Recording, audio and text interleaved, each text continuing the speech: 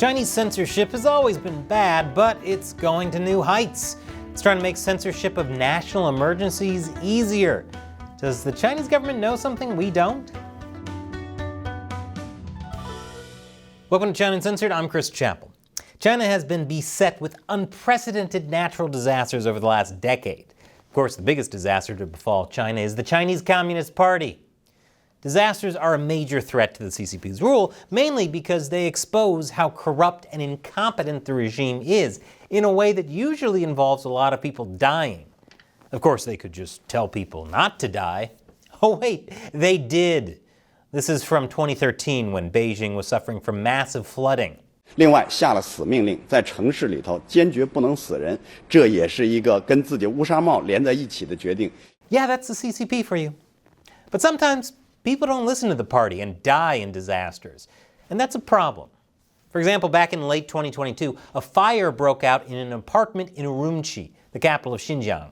Firefighters weren't able to put the fire down fast enough because they couldn't get to the fire because roads were closed due to China's strict zero-COVID policies. That fire sparked massive protests, with people even calling for Xi Jinping and the Communist Party to step down. You can see why this is a concern for the CCP. But there are many cases of this. In 2023, massive flooding hit Hebei province. What was the party's emergency response?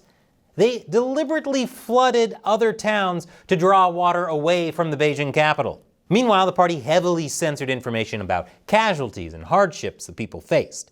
However, state-run media churned out propaganda videos showing the incredible response of rescue teams. China then cranks that footage out to newswire services like Reuters around the world. So the only footage Western media have is what the CCP wants them to see. But the CCP can't hide the damage they're doing. Systemic corruption results in what's called tofu construction, and that costs lives. In 2023, a school gymnasium collapsed in Qiqihar, killing a bunch of schoolgirls during a volleyball practice. Censors blocked mourning displays for the victims, and grieving families were pressured to stay silent. The worst example of tofu construction was the 2008 earthquake in Sichuan. Government buildings were still standing, but all the schools collapsed because officials skimmed off money meant for construction materials. The Chinese Communist Party knows disasters like this could end in revolt. And that's why new draft laws and revisions that deal with China's emergency response would give the Communist Party even more power in the event of a disaster. I'll tell you more after the break. Welcome back. The Communist Party knows it's one major disaster away from collapse, which is why the party is preparing to increase censorship and fall back on that good old communist classic, seizing people's property. They're doing that through a revision of an old 2007 emergency response law. Under the new draft, Article 7 says, no organization or individual shall fabricate or disseminate false information about emergencies on purpose. What counts as false information? Well, anything the CCP hasn't approved of ahead of time, most likely. Say anything else and you're disseminating false information on purpose. Which is why special personnel will be designated to receive and communicate emergency information at public venues and other crowded areas. The party has a real problem with the internet. Individual citizens can get information out faster than state-backed narratives can come out. That's what happened at the start of COVID. While the party was still covering it up, citizen journalists were getting the word out. Most of them ended up in prison. Which is why, according to Article 8 of the amended Emergency Response Law, the government shall guide news media services and support the news media to carry out interviews and reports. But here's the kicker. This is how the party will make sure the next major disaster doesn't lead to protests. The draft calls for improving the systems for emergency stockpiling and guaranteeing emergency rescue materials. How? By allowing the government to take people's personal property, of course. It also allows authorities to restrict people's movements in response to emergencies. For their own good, you see. Now you might be thinking, the CCP is an authoritarian government. Why do they even bother with laws to justify what they're already doing?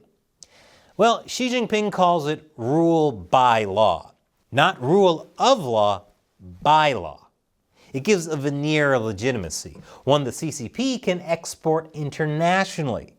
Don't forget, China's zero-COVID policies were praised by powerful elites in the West. Like this Bloomberg article, coronavirus is making China's model look better and better. Or this expert from the New York Times. China has had enormous success in beating down its epidemic. We see the drone shots from these cities and we think, ooh, lockdown, it looks terrible, there's no traffic on the street. That's not the point of what they did. They had to do that in order to introduce the measures they were going to take that were actually going to fight the epidemic. And that is testing, testing, testing, testing. If you go into any building, your temperature is taken. I came into this building, nobody took my temperature. So people were literally quickly taken away from their families to these giant gymnasiums or stadiums where they were not concentration camps. They were beds, there. They even had dance classes in these things. It's not a bad policy. Not a bad policy. Can't wait for China's emergency laws to come to the U.S. But speaking of communism blowing up society, I've got a video I want to show you. But first, it's time to show love to the people who make this show possible, the China Uncensored 50 Cent Army, fans who support the show on patreon.com/China Uncensored. As my way of thanks, I'll answer their questions at the end of these episodes. Today's question comes from Ringleader. Chris, with the CCP pretty much running out of money, what will the CCP do when they can't even pay their own military? The last thing she wants is a heavily armed and angry military force marching on Beijing. Great question, Ringleader. Yes, China's economy is in the dump. Already, local governments can't afford to pay workers. I don't think it's too much of a stretch to say that could happen to the military, but not right away. The pinch is being felt first by local governments. The central government will have more resources to work with. And the CCP knows not paying the military would be a huge problem. Of course, Xi Jinping is also in the middle of a massive purge of the military. I guess there might be some loyalty issues Xi is concerned about. I'll have a full episode about those purges coming out this Saturday, so stay tuned. Thanks for your question and your support, Ringleader.